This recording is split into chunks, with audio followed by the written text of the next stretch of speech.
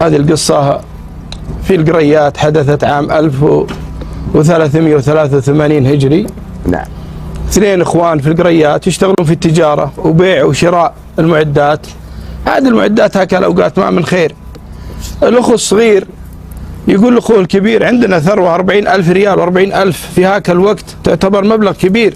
نعم. وش رايك اروح لألمانيا اشتري مرسيدس ننقل عليه ويساعدنا ونجيب له بغينا نبيعه بعناه.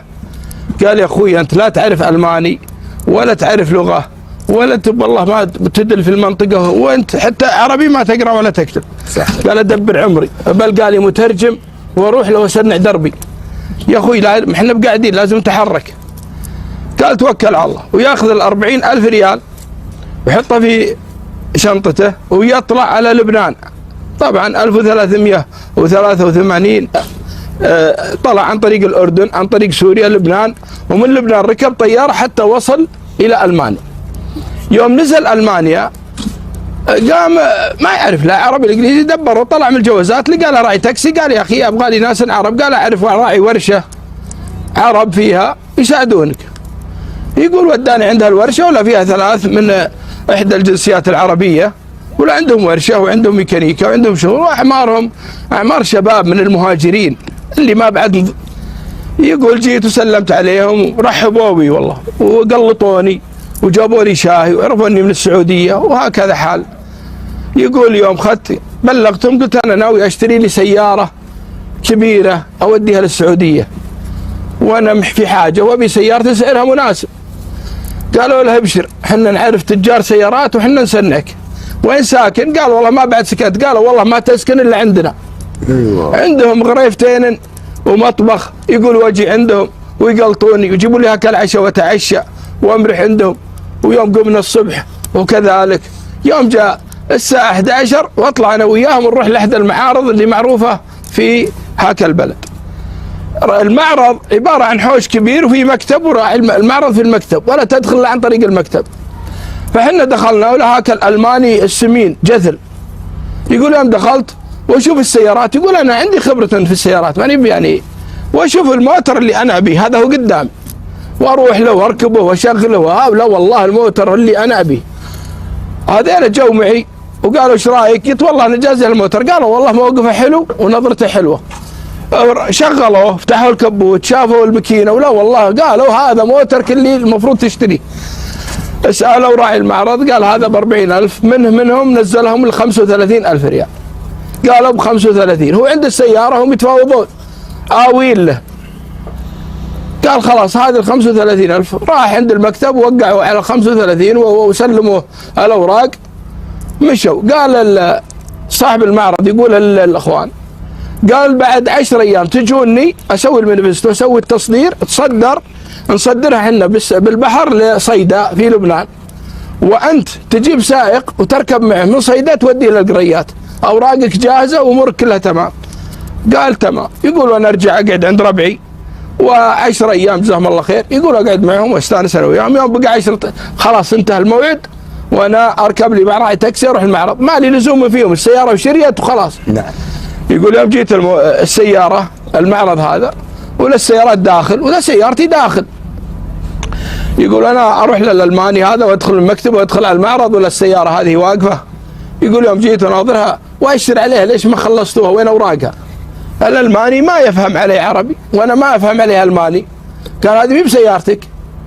قلت شلون احنا جاي وشارينها؟ قال سيارتك اللي برا. يقول في سيارة مثلها بس قديمة وموديلها قديم واقفة جنبها. عذر اللي معي شروا لي السيارة هذه وخذوا الفرق ب5,000 ريال. خذوا 30,000 حطوها في مخابيهم ووقعوني على أوراق 5,000 على أنها والفلوس خذوها ما أدري أنا أعطيتهم 35. أتكلم مع الألماني ما فهم مني وأنا ما فهمت صار بيننا لغو. جاء رجل من جنسية عربية من دولة ثانية ووقف سيارتنا عندي. يوم شافني قال يا اخوي انت ايش فيك؟ قلت هذا ما صار وهذا ما صار. قال انت مالك درب على الرجال هذا. الرجال هذا سلمته 5,000 اعطاكم السياره ب5,000. روح لاخوياك. قلت تكفى تخاويني لاخوياي اصير عزوه معك. قال ابشر بعزك. يقول ويركب معي ونروح انا وياه وندخل على اخويانا في الورشه. قال لي انا عندهم لي 15 يوم. نعم. سلام عليكم السلام. يا أخي شلون تسووا فيك بيننا وعيش وملح وساكنين عندكم وضيفتوني واكرمتوني؟ ما يصير يا اخوان، انا جايكم غريب وبلد اسلامي. ولا والله ما يشوفوني شيء. الرجال اللي معي تكلم يفزع لي، قال يا الربع خويكم وامنكم واعطاكم فلوس، قال ولا تتكلم ولا كلمه، انقلع. يقولوا لا والله اردى ما يشوفون انا وخويي. انا اترجاهم ابي منهم قالوا اقول انقلع. حنا على قولة القائل هذا سعينا وموترك رح خذه وتوكل على الله. يقول والله القهر اللي اصابه الرجال واللي حذر منه رسول الله صلى الله عليه وسلم نزل فيني. اخوي محذرني، وهذه 40,000 جمعتنا طول 10 سنوات انا واخوي راحت ولا حصلت سياره، وفوق ذلك اهانوني قدام العالم دي كلها. يقول ويريد الله سبحانه وتعالى، والله ما ادري عن شعوري من الغضب، بل قال اتركها تاكل بنزين وصبها على العن واحد فيهم وشب فيه بنزين. يقول يوم الرجال احترق، يقول هو يركض يضرب والرجاجيل مع اخوياه هم 3 يطفون. وقف هو من شده الحراره شلهبت وجهه وجسمه، طاح في حفره الزيت ويطبون عليه بالبطانيات والقماش ويطفون الرجال. جت النجده والشرطه اللي معي الرجال اللي اوي يا ابن الحلال يا ابن الحلال، قال والله ما يبرد تسبي له هالشيء. يقولوا تجي الشرطه وتاخذني للسجن وياخذونه للمستشفى، انا ما ادري عنه الرجال هذا، ما عاد ادري عنه، بس اني ابي ابرد تسبني. اعوذ بالله. يقول واطلع للسجن ولا والله مشددين علي وكلبشات شروع في قتل. الرجال اللي معي راح للسفاره السعوديه وقال ترى لكم ولد هذا ما صار منه هذا ما صار منه، وتلحقون عليه ولا ما تلحقون عليه. وكعادة حكومة خادم الحرمين السفارات. أنا والله يا أخوان هذا الكلام عام 1383 أنا أشيد بسفاراتنا في مساعدتهم للناس، بس حنا ما نعلن ما نبلغ ما نقول هذا سويناه وهذا سويناه. غيرنا يسوي شيء بسيط يسوي إعلان، حنا لا، ناس واجد تضرر سعادة السفارات، بس العلم عند الله سبحانه وتعالى.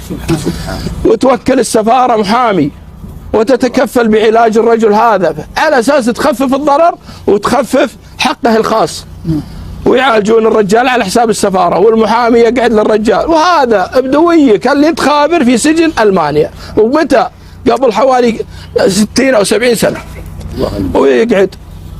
أرسلت برقية إلى السعودية تعلم عن الخبر، صدر حكم على السعودي ب10 سنوات سجن. ما فيها، هذا قتل ما هو سواليف. صح. كان يبرر يقول اقهروني مقهروني، قالوا هذه كان رفعت عليه دعوه واخذت حقك عن طريق الحكومه، ما تاخذها عن طريق يدك. يقول طال عمرك وانا اقعد في السجن ويرسلون البرقيه، وتصل البرقيه بعد 3 أشهر لاخوي. يوم جت اخوي يشوف البرقيه ويشوف الخطاب ويبكي.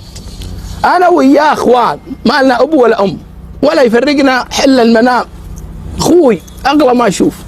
يقول قاعد يبكي نصف راسه، وين ما اعرف الماني، انا ما طلعت من السعوديه وبيوت شعر حنا. يقول ادبر عمري واخذ هاك الرجال اللي عنده بعض اللغه الانجليزيه واطلع انا وياه على الاردن على لبنان وناخذ طياره ونجي. ابي ازاوره، يا الله زاورته، قعدت شهر كامل يلا دخلت عليه. انا ما جبت هذه في قصتي قبل امس. زاور اخوه قاعد يبكي عنده في السجن. قال يا اخوي سويت؟ قال امر الله لا تكثر علي، تكفى يا اخوك تكفى، والله اني مع مجرمين ومع ناس والله العظيم لا اعرفهم ولا يعرفون، لا لغه ولا هرج ولا كلام. يقول قال لي سهل الله. يقول انا اركب واجي، من بيخلصني كان الملك فيصل الله يغفر له ويرحمه في الطائف. يقول واركب وادرج من ديره لديره لين جيت الطائف، واجي عندهم واقدم عليهم ما قدرت، الملك مشغول وكان الظاهر وقت حج. يقول يوم جاء الموكب القصر شبر الظاهر في الطائف، يقول وانا اتعرض الموقف واقط نفسي قدام الموت وروح شق ثيابي. هذا اللي عندي. صح. يقول يوم شافني الملك ولا كعادة الملوك، الرجال هذا في شيء جيبوه. يوم جابوه شاق نزاري ودرعان، وش فيك ابشر بالخير يا ولدي. قلت يا اخوي هذا وضعه وهذا وضعه، ظلموه في المانيا وهذا ما صار وهذا ما صار، وما مسك عبره وشاب في الرجال. تكفى سجنوه عندنا. أيوة. ولا في دولة طال عمرك فيها خير. يقول هو ياخذ المعلومات الله يغفر له ويرحمه، وياخذ المعلومه الكامله كلها وارقام التلفونات والاتصالات عن طريق ودينه. قال يسهل الله يا ولدي. يقول هو يتوكل على الله. يقول انا هالعبرتين اللي في عيوني قطيتها، هذا اللي في تبي. يقول لعلي اعذر امام الله على خيي، واركب وارجع للقريات واقعد عند ربعي، ما ادري ايش صار على اخوي، وهذه البرقيه ما ادري عنها. يقول يوم اخذت لي 3 أشهر ويجينا تلكس، وسبحان الله ويجي اتصال تخفيف الحكم من 10 سنوات إلى 3 سنوات. مضت 1.5 سنة الآن من بدأت القضية. يقول زين باقي 1.5 سنة يسر الله. يقولوا على أمل وعلى رجاء. هذا فرج. يقول يوم جاء موعد الإطلاق واروح له في لبنان، اي تراني رحت قلت الحين السيارة اللي شريناها باخذها لعل الله ينفع بها. يقولوا اجيب هالسيارة اللي مروحة، يقولوا نصلحها ونبيعها ظهر ب20 أو 25 ألف. يقول وارجع يوم وقت الاطلاق الصراحة، يقول يوم طلع اخي قص حالته حاله، يقول يوم شفته والله العظيم جلد على عظام. يقول انا خمه عاد تخم اخوك في بلاد غربه وظاهر من سجن ومظلوم ومقهور وذابح يعني كل الصفات. الله المستعان، الله يغفر لهم ويرحمهم. توفوا 2 من الله يغفر لهم ويرحمهم. ويجي طال عمرك واجيبه للسعوديه ونغير نظام عملنا ونشتغل في مجال بناء. كانت صندوق التنميه العقاري تو على بدايته، ونجيب عمال ونشتغل في التليس وفي التبليط ويرزقنا الله ونفتح يفتح الله علينا. يقول سبحان الله. ومن ضمن النشاطات اللي اشتغلنا فيها حفر الآبار، واروح لاحدى الدول العربيه واشتري لي حفار واجيبه، ولا والله حفار زين بس يبي له عماله. يقول وانا اجيب شو اسمه لا اله الا الله محمد رسول الله، ابي لي عمال يشتغلون على الحفار. عندي رجال من هاك الديره قلت ابي لي 3 أو 4 عمال ممتازين. قال ابشر، وانا اطلع الفيز واعطيه وكاله ويروح. يوم خذ شهر له جاي ومعهم العمال، راح بالعمال للمزارع، الحفار في المزارع، وصار يوظفون ويشغلهم. وشلون الشغل؟ قال زين. وشلون الشغل؟ زين. يوم جاء ذاك اليوم يطري علي طاري، اخوي موجود ماسكن مقاولات وانا ماسكن حفر الآبار. قال كل شيء زين. قلت والله بجي اشوف، واركب سيارتي واجي اشوف الحفار اللي انا شريته. ولا والله هو الحفار وشغله زين الحمد لله ما غشيت فيه. واجي الرجال اللي يشتغل على الحفار هو شايب. يوم ناظرته قلت الخوي ايش تبني هالشايب هذا عود تعبان يلا يرفع يدينه ويجيبها. قال يا عمي هذا مهندس وممتاز ويصلح مكاين السيارات يصلح كلش. يوم جيت عنده وقربت ولا والله الرجال مشوه، الحمح على خدوده ويدينه محرقه ووجهه محرق. لا اله. قلت يا ولد انت وش فيك؟ طايح لك انت في مويه نار ولا احد مسوي فيك شيء؟ يقول اكثر عليك. قلت والله تعلمني سالفه هالحرق اللي فيك. قال يا اخي حنا ظلمنا له واحد سعودي قبل 15 سنه والله حط الحوبه فيني، والفلوس اللي سرقتها منها ما كفت علاج تجميلي له. يقول انا للحين ما ادري منه هالسعودي، ما ادري، نسيت موضوعي.